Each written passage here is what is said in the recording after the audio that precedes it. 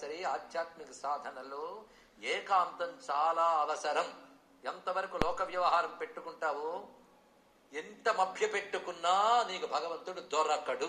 తెలుసుకో, ఇక్కడ సాధన దశలో మాత్రం ఏకాంతం అవసరం.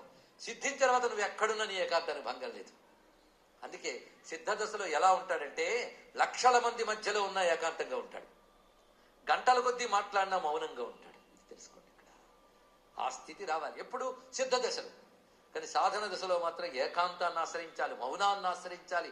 నువ్వు ఎంత నోరు మూసుకుంటే, ఎంత మౌనంగా ఉంటే అప్పుడు నీ లోపల నాదాన్ని వినగలవు. తెలుసుకో, ఇక్కడ మనం చప్పుడు చేస్తున్నంతసేపు లోపల నాదం వినబడదు.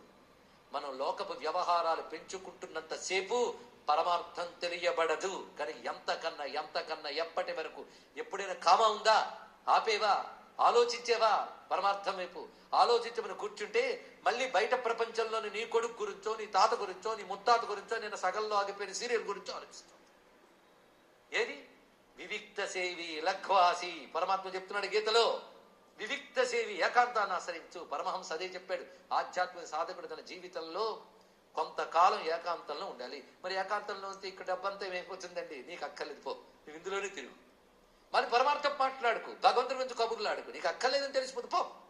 ఆయనే కావాలంటే మాత్రం దొంగ మాటలు కాకుండా నిజమైన మాటలు అయితే మాత్రం ఏకాంతాన్ని ఆశ్రయించు. అదే మహానుభావుడు తినగా ఏకాంతానికి వెళ్ళిపోయాడు.